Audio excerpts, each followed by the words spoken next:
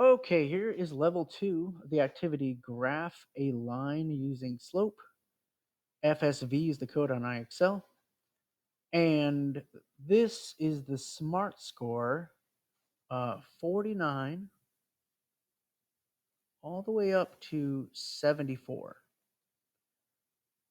All right, so this says graph a line that has a slope of -1/5 and includes the point 0, 1.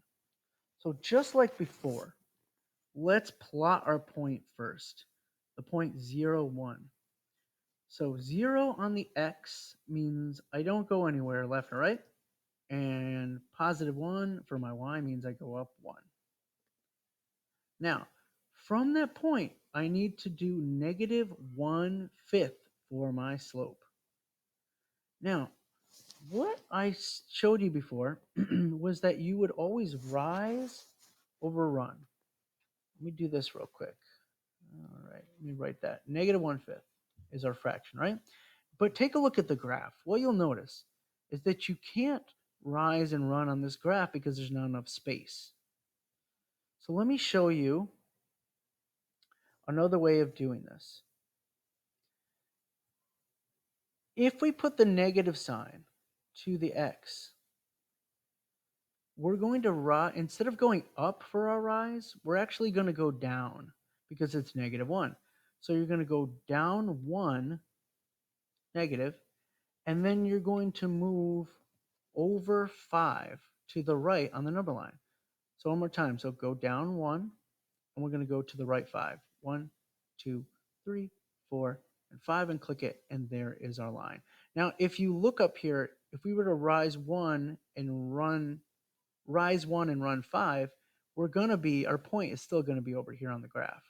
So that does make sense. So if you can't put it on the graph, try to reverse the signs and then do it that way. All right, let's do a few more. This one says, graph a line that has a slope of -3/5 and includes the point 0, 3. So let's plot 0, 3. 0, 3 means I do not move left or right. I just go up 3.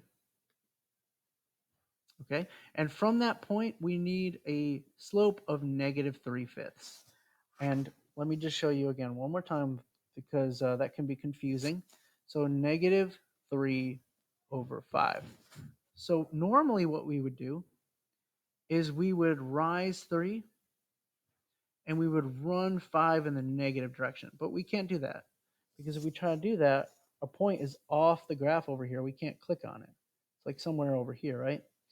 So what we need to do is we need to put this negative sign to the -3 or to the +3. So make it -3. And then we're going to go to the right 5. So let's do that. Let's go down 3. So we're going to go 1, 2, 3 down, negative, and then we're going to go to the right 5 this time. 1, 2, 3, 4, and 5. And what you'll see, if we click that, is that this point I kind of guesstimated, but that point would be right there. I was a little off, but we get the idea now. Okay, and let's do one more over here. Okay, so let's look at,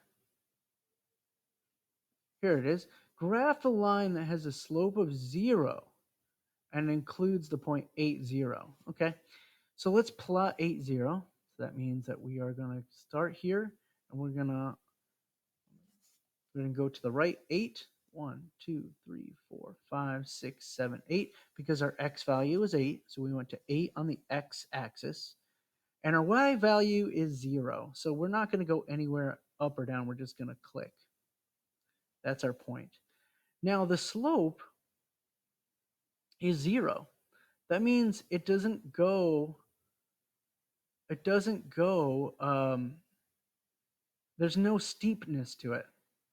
Okay, so it's not, if you were to measure the slope of a hill, you would measure how many degrees is the hill in terms of its steepness. And if it had a slope of 0, that means it would be completely flat. So you can just pick any point over here, like that.